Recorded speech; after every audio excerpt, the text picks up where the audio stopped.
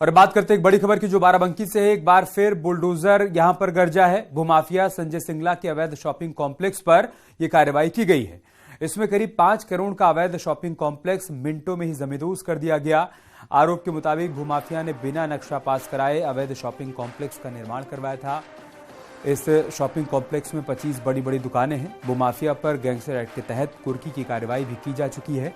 भूमाफिया संजय सिंगला फिलहाल जेल में बंद है और अब उसके शॉपिंग कॉम्प्लेक्स को ध्वस्त किया गया है। बिना नक्शा पास कराए ही अवैध तरीके से इसका निर्माण किया गया था। इससे पहले प्रशासन की तरफ से नोटिस जारी किया गया और आज ध्वस्तीकरण की कार्रवाई की गई।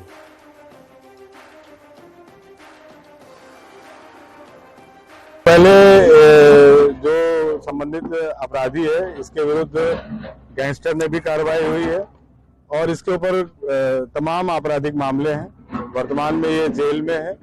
इसके विरुद्ध कुर्की भी हुआ है और इसी के क्रम में जो विनिमित क्षेत्र में हमारे इनके द्वारा नक्शा नहीं पास कराया गया था, अवैध रूप से बनाया गया था, इस शॉपिंग कॉम्प्लेक्स को गिराया जा रहा है।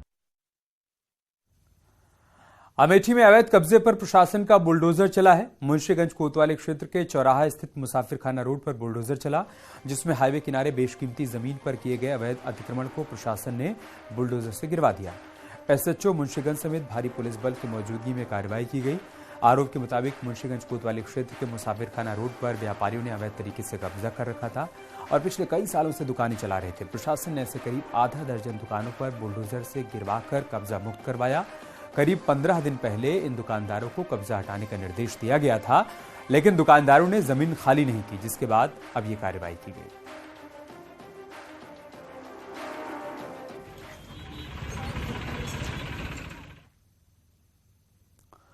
नोएडा में एसटीएफ और खाद्य सुरक्षा विभाग ने बड़ी कार्रवाई करते हुए थाना एक्सप्रेसवे इलाके में 240 किलो नकली घी पकड़ा। आरोप के मुताबिक ये लोग ब्रांडेड कंपनी के नाम पर पैकिंग कर सप्लाई करते थे। ये लोग वाजिदपुर गांव में घर के भीतर ही नकली घी बनाया करते थे। संदीप चौहान नाम के आरोपी के घर से नकली घी पकड़ा गया, जिसके बाद पुलिस ने आरोपियों के खिलाफ एफआईआर दर्ज की।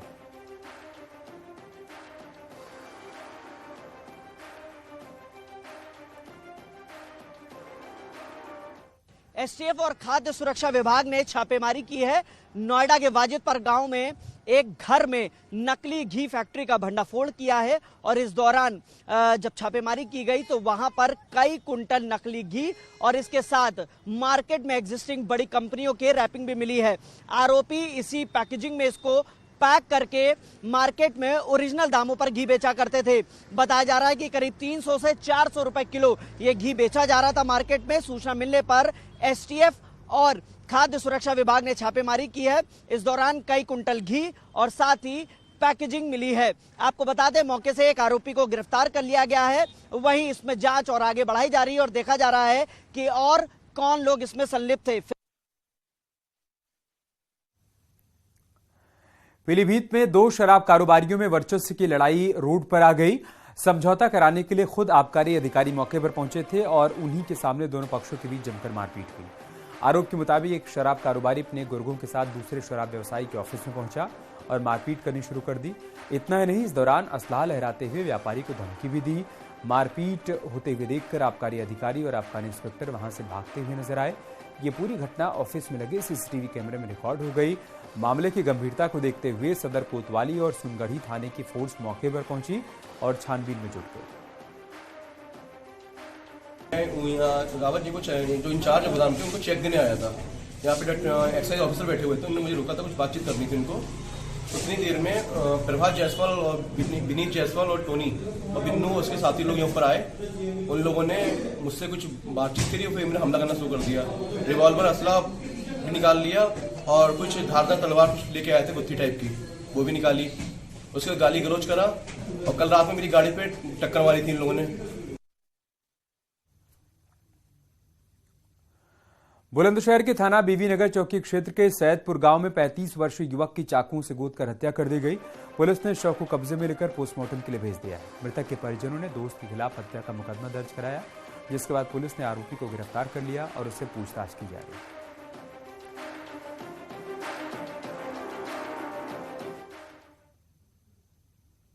मृतक के पिता द्वारा गांव के ही एक व्यक्ति शुभम पुत्र नवीन के खिलाफ तहरीर दी गई है।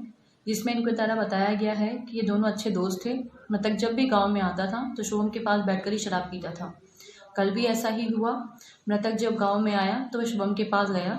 शुभम ने रात में ही मृतक की मां को फ़ोन करके बताया भी कि वह उसके पास है। इसके बाद इनका शराब पीने के बाद कुछ आपसी विवाद हो गया, जिसमें शुभम पुत्र नबीन द्वारा मृतक आस मोहम्मद को मार दिया गया, उसकी हत्या कर दी गई। पुलिस अभी सभी तथ्यों पर जांच कर रही है एवं अभियुक्त को हिरासत में ले लिया गया है। इधर नोएडा की अट्टा मार्केट में दुकानदार को डंडे से पीटने का मामला सामने आया है। 2 युवकों पर मारपीट करने का आरोप लगा है। मारपीट में दुकानदार को गंभीर चोट आई है। घायल दुकानदार को निजी अस्पताल में भर्ती करवाया गया। मारपीट की तस्वीरें सीसीटीवी कैमरे में रिकॉर्ड हुई हैं। बताया जा रहा है कि 2 महीने पहले खरीदे गए कपड़े को दुकानदार ने वापस लेने से इनकार कर दिया था, जिसके बाद उसे बुरी तरीके से पीटा गया। फिलहाल थाना सेक्टर 20 में आरोपियों के खिलाफ FIR दर्ज की गई है और जांच के बाद धाराएं भी बढ़ा दी गई हैं। इस मामले में पुलिस ने एक आरोपी को गिरफ्तार कर लिया है और दूसरे की तलाश की है।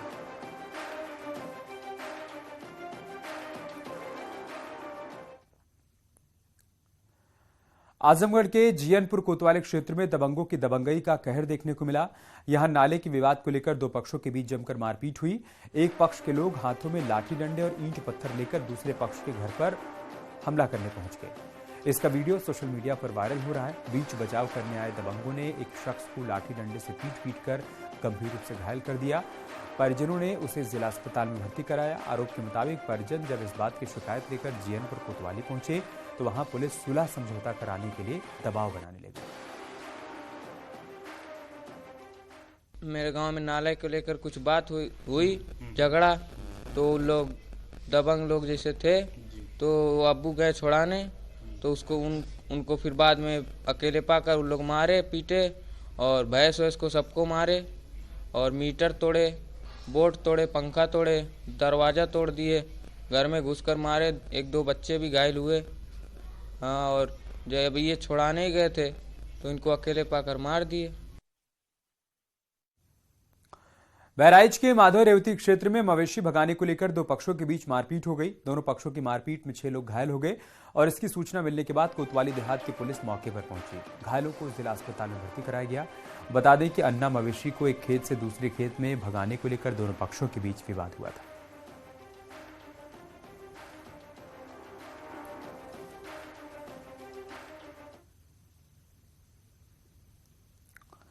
एक के बाद एक हाईवे और रेलवे ट्रैक पर रील बनाने के मामले सामने आ रहे हैं।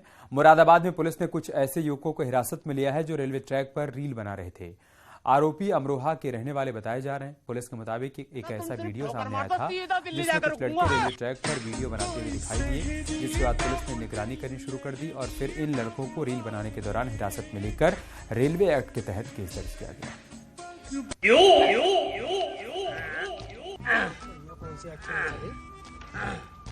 भाई साहब कहाँ जा रहा हो? भाई साहब दिल्ली जा रही हूँ। ऐसा? अगर तुम सिर्फ ठोकर मार दो सीधा दिल्ली जाकर रुकूंगा।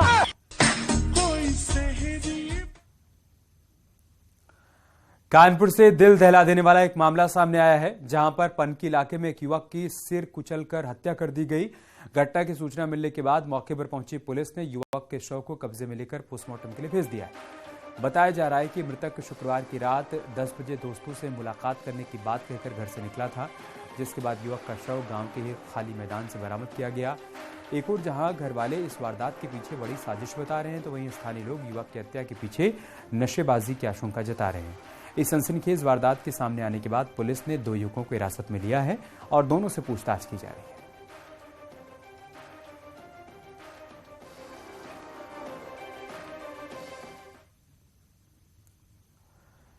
बीएसपी के पूर्व मंत्री याकूब कुरैशी और अपराधी शारिक को प्रदेश स्तर का अपराधी माफिया घोषित कर दिया गया है।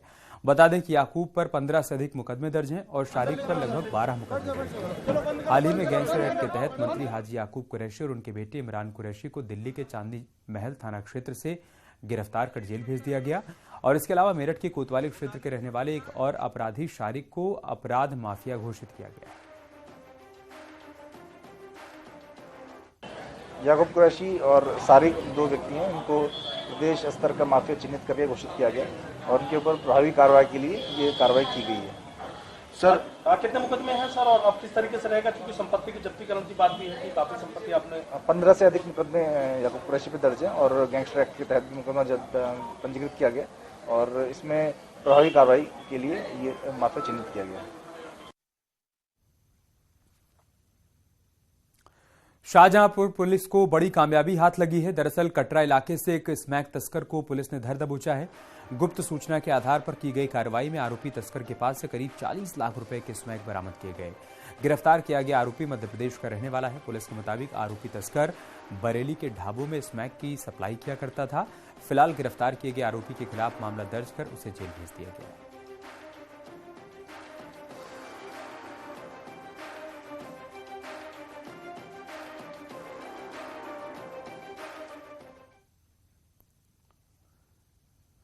औरैया जिले के अजीत महल थाने में अदालत के आदेश पर पुराने हथियारों को नष्ट कर दिया गया। दरअसल पिछले दिनों अदालत ने अजीत महल थाने में 94 मुकदमों में की गई कार्रवाई के दौरान जब्त किए गए पुराने और अवैध हथियारों को नष्ट करने का आदेश दिया था। इस आदेश के तहत अजीत महल थाने में 19 अवैध तमंचे, 315 बोर के 2 देसी राइफल, 12 बोर के 2 बंदूक और 53 कारतूस को इलेक्ट्रॉनिक कटर मशीन के जरिए नष्ट किया। हथियारों को नष्ट करने के दौरान उप जिलाधिकारी अखिलेश कुमार और क्षेत्राधिकारी भारत पासवान अजीत महल थाने में मौजूद थे।